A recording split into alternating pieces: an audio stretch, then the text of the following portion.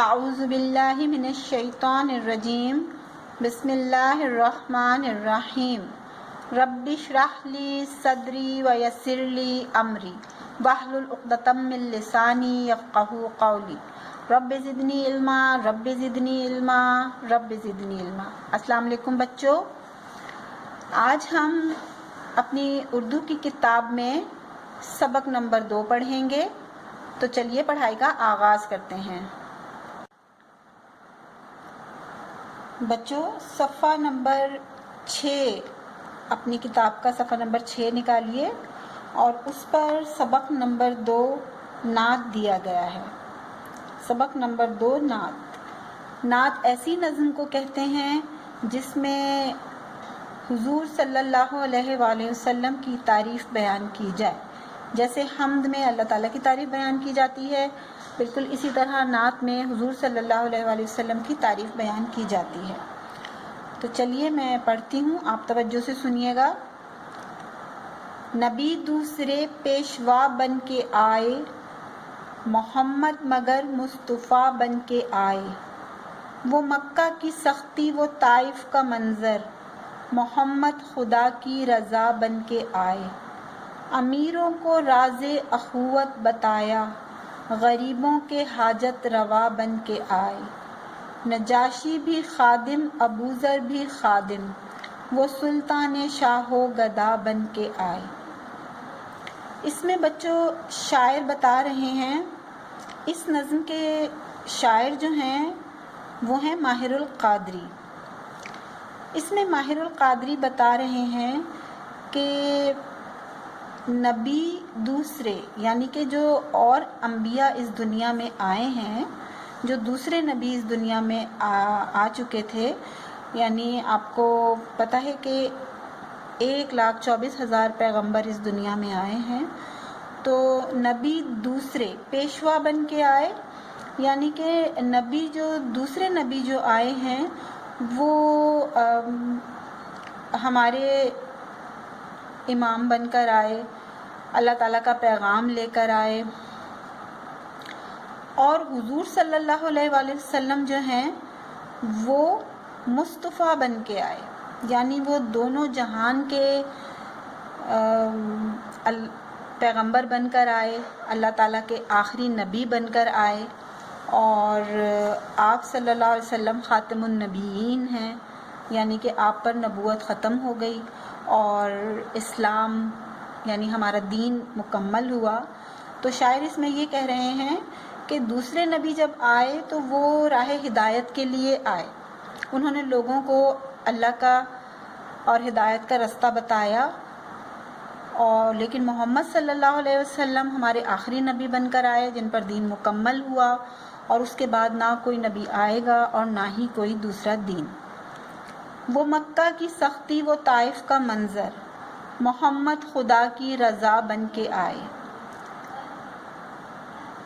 حضور صلی اللہ علیہ وسلم مکہ میں پیدا ہوئے، اور جب آپ صلی اللہ علیہ وآلہ وسلم نے لوگوں کو اللہ کے دین کی طرف بلایا اور آپ صلی اللہ علیہ وآلہ وسلم کو نبوت عطا ہوئی، تو مکے والے آپ کے دشمن ہو گئے، مکے والے آپ کے دشمن ہو گئے، وہ آپ پر طرح طرح کے مظالم کیا کرتے تھے۔ اور جب آپ صلی اللہ علیہ وآلہ وسلم نے مکہ سے طائف کا سفر کیا تو طائف پر بھی آپ پر جو ہے کافی ظلم و ستم ہوا، آپ کو لہو لہان کر دیا جاتا پتھر مار مار کر، لیکن پھر بھی آپ نے کبھی کسی کے لیے بد دعا نہیں کی، آپ ہمیشہ دعا ہی کرتے رہے ان لوگوں کے لیے، اور اللہ سے دعا کرتے رہے کہ اللہ تعالیٰ انہیں ہدایت دے۔ محمد خدا کی رضا بن کے آئے، یعنی اللہ تعالیٰ کی رضا جس دین میں تھی، اللہ تعالیٰ کی جو رضامندی جس دین کے لیے تھی، اور اللہ تعالیٰ جو چاہتے تھے، محمد وہ اللہ تعالیٰ کی رضا بن کے آئے، یعنی کہ وہ انہوں نے آ کے وہ کام پورا کیا جو اللہ تعالیٰ ان سے کروانا چاہتے تھے۔ امیروں کو راز اخوت بتایا، غریبوں کے حاجت روا بن کے آئے، یعنی امیر جو اس زمانے میں امیر طبقہ تھا، جو عمرہ کہلاتے تھے، ان کو راز اخوت بتایا، یعنی کہ انہیں بتایا کہ لڑائی جھگڑے سے باز رہیں. وہ مسلمان آپس میں سب بھائی بھائی ہیں اور ہمیں ایک دوسرے سے ہمدردی سے پیش آنا چاہیے، ایک دوسرے سے نیکی اور بھلائی کرنی چاہیے. ہمیں آپس میں دشمنیاں نہیں پالنی چاہیے اور نہ ایک دوسرے سے بلا وجہ لڑائی جھگڑا کرنا چاہیے. غریبوں کے حاجت روا بن کے آئے، یعنی کہ جو غریب تھے ان کی ضرورت پوری کرنے کے لیے آپ صلی اللہ علیہ وسلم ہمیشہ پیش رہتے تھے. آپ کے پاس اگرچہ اپنے گھر میں کھانے کے لیے کچھ بھی نہیں ہوتا تھا لیکن پھر بھی آپ غریبوں کی مدد ضرور کرتے تھے. اگر آپ کے گھر میں ایک روٹی ہے اور آپ کو بھی بھوک لگی ہے تو اور اگر کوئی دروازے پر حاجت مند یا ضرورت مند آ گیا ہے تو آپ اسے وہ روٹی دے دیتے تھے اور خود بھوکے رہ جاتے تھے. نجاشی بھی خادم، ابو ذر بھی خادم، وہ سلطان شاہ و گدا بن کے آئے. نجاشی بچوں حبشہ کا بادشاہ تھا. نجاشی حبشہ کا بادشاہ تھا اور وہ بھی حضور صلی اللہ علیہ وسلم کے اخلاق سے اور ان کی عادات سے اتنا متاثر ہوا کہ وہ مسلمان ہو گیا. اور ابو ذر غفاری جو تھے وہ بھی آپ صلی اللہ علیہ وسلم کے بہت اچھے دوست اور صحابی تھے، وہ بھی مسلمان ہوئے. وہ سلطان شاہ و گدا بن کے آئے. تو اس کا مطلب بچوں یہ ہے، سلطان بھی بادشاہ کو کہتے ہیں کہ وہ سلطان، یعنی کہ وہ ایسے بادشاہ بن کر آئے حضور صلی اللہ علیہ وسلم کہ وہ بادشاہوں کے بھی بادشاہ تھے اور فقیروں کے بھی بادشاہ تھے. یعنی کہ وہ فقیروں کے بھی سلطان ٹھہرے اور بادشاہوں کے بھی.